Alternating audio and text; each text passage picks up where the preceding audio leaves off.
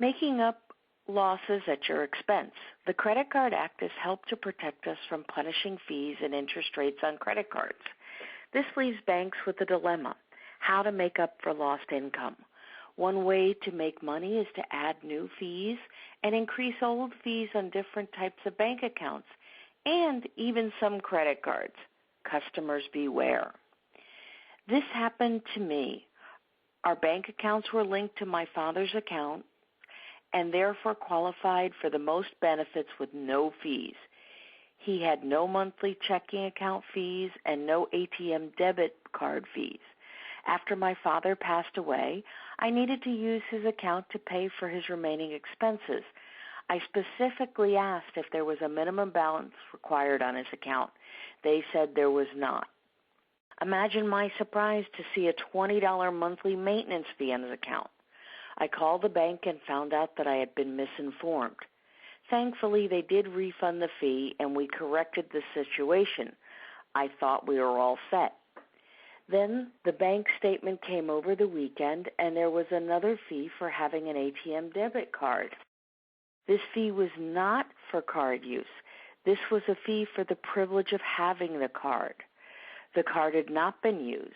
In fact, I cut up the ATM debit card from my father's account right after his death. At this point, I should explain that the only reason the account is still open is for his pension.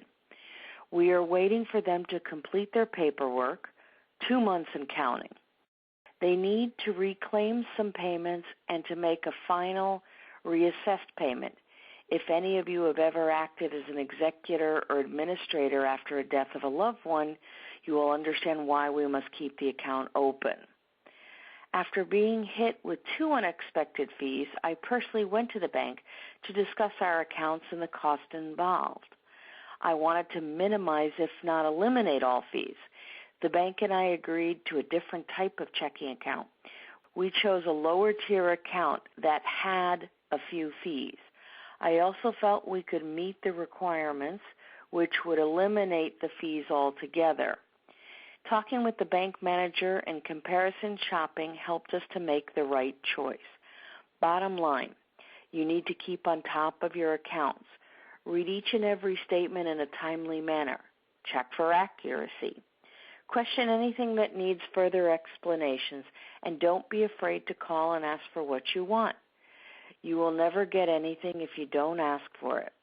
Remember, there is competition between banks, and you can change to another bank or company that suits you better, but you won't know if you need to make changes if you ignore your statements. This is Jill Russo Foster. Until next time.